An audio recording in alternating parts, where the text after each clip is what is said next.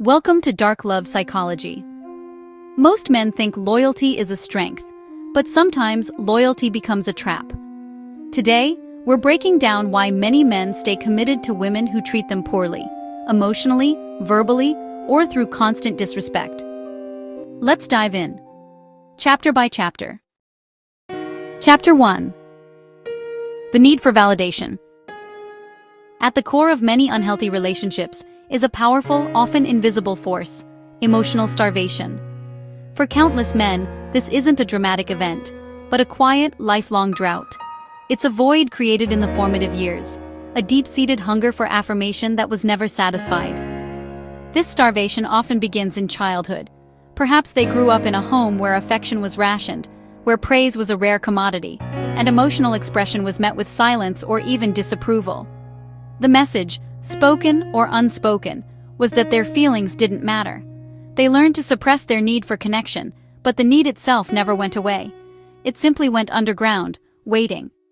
Then come the adolescent years, a critical time for social development. Maybe they never got attention from girls, feeling invisible in the hallways and at parties. They watched others pair off, experiencing the easy validation of being desired, while they remained on the sidelines. This isn't just about romance, it's about a fundamental sense of worth. They rarely, if ever, felt chosen. Not for the team, not for the friend group, and certainly not as a partner. This creates a profound internal narrative of being unwanted. So when a woman finally offers that validation, it feels like rain after a decade of drought. Her attention, her affection, her desire, it's not just nice, it's life-altering.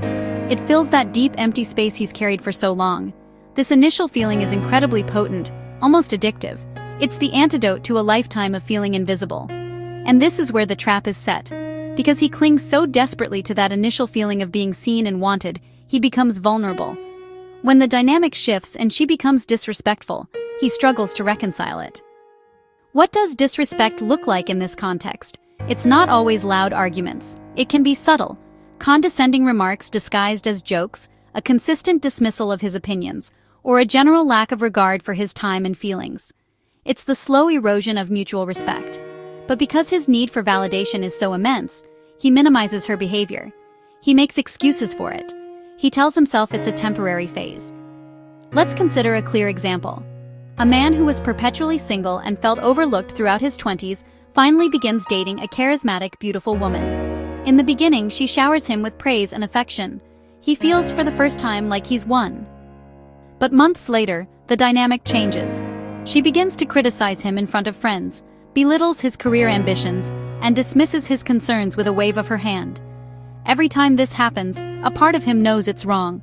But a louder, more fearful voice inside him thinks, "At least someone wants me, she chose me. If I lose her, I'll go back to being invisible, back to being nothing." This fear keeps him loyal, not to the woman she has become, but to the memory of the validation she once gave him. He isn't in love with her anymore. He's in love with the feeling of being wanted, and he's terrified of losing it. Chapter 2. Fear of being alone. Many men confuse comfort with compatibility. Being single means facing silence, facing their own insecurities, facing the unknown. Some men would rather stay in a toxic relationship than deal with loneliness. Example: a man knows his girlfriend belittles him, but every time he thinks about leaving, he imagines an empty apartment, quiet nights, eating dinner alone. The fear of that emptiness chains him to her, even though she's destroying his peace. Chapter 3. Sunk cost fallacy. Men often say, "I already invested so much, I can't leave now." They measure relationships in years spent, money spent, sacrifices made, memories built. He thinks walking away means all of that becomes worthless. Example: a man who spent 5 years supporting his partner through financial struggles and emotional breakdowns feels trapped. He's afraid that if he leaves, those 5 years will be wasted. So he stays, even if she's now disrespecting him daily. Chapter 4. Hope for her old self. It's a common and painful misconception that disrespectful relationships begin with overt cruelty. In reality, most start with a period of intense connection and affection. This is the foundation of a powerful psychological trap. In the beginning, she was his sanctuary. She was sweet, attentive, and deeply caring. She made him feel seen and special in a way he may have never experienced before, offering a unique comfort that became his emotional anchor.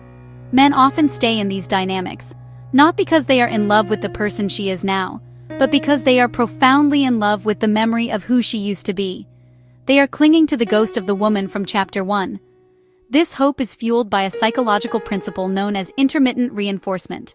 The occasional unpredictable return of her old warmth, a sudden kind word, a brief moment of affection, acts like a powerful drug. It creates a potent craving for the good times, and convinces him that if he just tries harder, or waits a little longer, the person he fell in love with will return for good. He's not just waiting, he's actively chasing the warmth of the past. For example, a woman who used to text loving messages like, "Drive safe, I miss you and can't wait to see you," now replies with a curt, "K," or a dismissive, "whatever."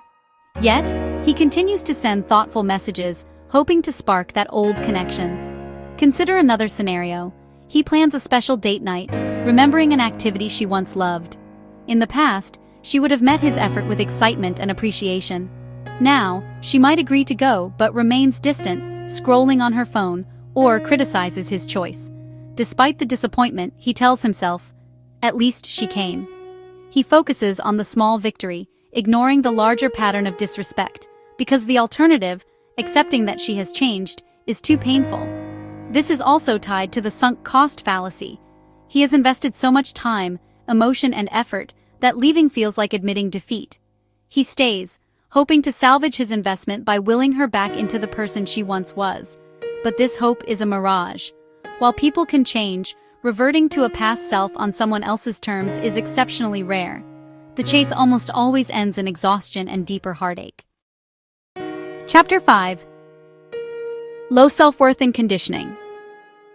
At the heart of why many men tolerate disrespect is a deeply ingrained, often subconscious feeling of low self-worth. This isn't just a fleeting moment of self-doubt, it's a persistent internal narrative that whispers they are fundamentally flawed or unworthy of genuine respect and affection. When this belief takes root, it creates fertile ground for psychological conditioning, a process where repeated behaviors and messages slowly reshape one's perception of what is normal and acceptable in a relationship. It's a gradual erosion of personal standards, where the line between love and control becomes dangerously blurred. Men who don't believe they deserve respect simply accept disrespect. It becomes their baseline. When faced with criticism, contempt, or dismissiveness, their internal monologue doesn't rise in defense. Instead, it defaults to self-blame. They think, maybe I'm not good enough. Maybe I deserve this. Maybe this is the best I'll ever get. This internal vulnerability is often exploited, sometimes unconsciously, by a partner who reinforces these negative beliefs. They might use phrases that sound like backhanded care, but are actually tools of control. They'll say, "No one else would put up with you," or "You're lucky I'm here to take care of you." These statements are not expressions of love. They are anchors, designed to weigh him down and tether him to the relationship through fear and obligation. This becomes a powerful form of psychological conditioning. The consistent pattern of being devalued trains him to stop expecting better, to stop advocating for his own needs. His reality is warped until the disrespect feels like a familiar, almost comforting part of the dynamic. Let's consider an example. A man whose past relationships ended badly may carry the heavy burden of believing he was the sole problem. He enters a new relationship with a pre-existing script of failure.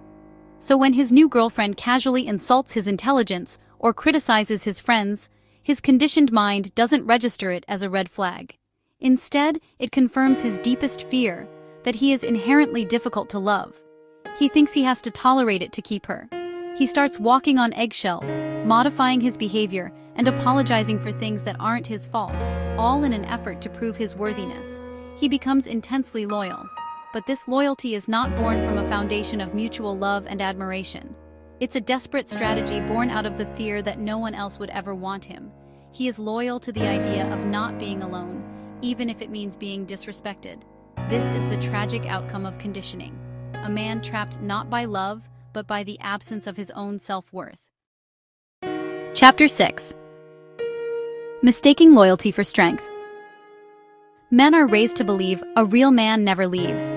A real man stays no matter how hard it gets. Quitting is weakness. But staying in a disrespectful, one-sided relationship isn't loyalty, it's self-betrayal. Example, a man proudly says, "I never give up on people." But the person he should never give up on is himself. When loyalty becomes blind, it becomes a cage. Chapter 7. The hope of future change. Some men stay because they believe, she'll calm down with time. She'll change after we move in. She'll change after marriage. She'll treat me better once she realizes how loyal I am. But disrespect rarely disappears. It usually grows. Example, a woman constantly belittles her partner's job. He thinks she'll stop once he gets a promotion. But when he finally does, she finds something new to criticize. Change doesn't come from hope. It comes from boundaries. Chapter 8. Loyalty must be mutual. There is no pride in staying loyal to someone who disrespects you. A relationship is supposed to be teamwork, support, safety, mutual respect, not a battlefield. True loyalty isn't about suffering in silence. It's about choosing someone who treats you with dignity. And the moment you stop respecting yourself, no one else will. If you found this video helpful, give it a thumbs up, share it with someone who might benefit. And don't forget to subscribe to Dark Love Psychology for more insights and tips to help you succeed. Thanks for watching until the end. See you in the next video.